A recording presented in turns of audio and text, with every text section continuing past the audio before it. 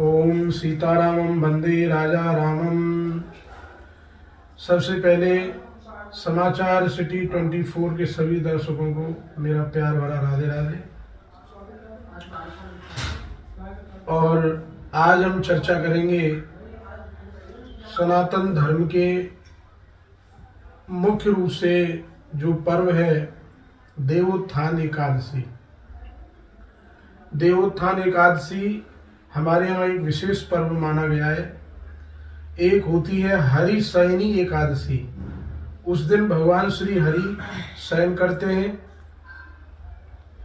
पुराणों में कथाएं आती हैं कि उस दिन भगवान श्री हरि राजा बलि के यहाँ 4 महीने के लिए चले जाते हैं, तो वह देवशयनी एकादशी होती है।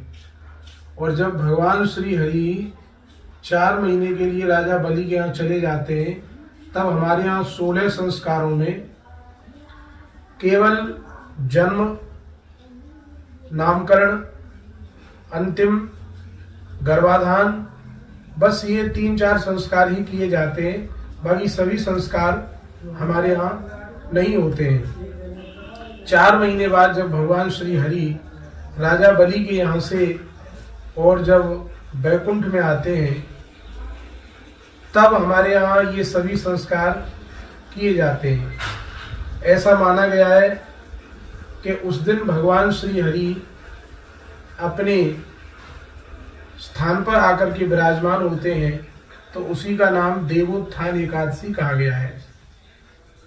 भले ही शुक्र अस्त हो, लेकिन फिर भी ये एक ऐसा सुंदर मुहूर्त माना गया है कि इसी दिन यदि किसी वर कन्या का विवाह किया जाए तो यह बहुत ही श्रेष्ठ माना जाता है। देवोत्थान एकादशी हमारे यहाँ ऐसा माना गया है कि कोई 12 महीने एकादशी का व्रत न करे, और देवोत्थान एकादशी वाले दिन यदि कोई उपवास करे, व्रत करे, तो उसे संपूर्ण एकादशियों के व्रत करने का फल प्राप्त होता है। तो यह देवोत्थान एकादशी हमारे यहाँ इसका बड़ा भारी महत्व है। घर में उस दिन भगवान लक्ष्मी नारायण की पूजा करनी चाहिए, गौरी गणेश की पूजा करनी चाहिए, और देवताओं की पूजा जैसे सिंघाड़ा है, गन्ना है, पत्र पुष्प धूप दीप आदि से, गंधाक्षत आदि से देवताओं की पूजा करनी चाहिए।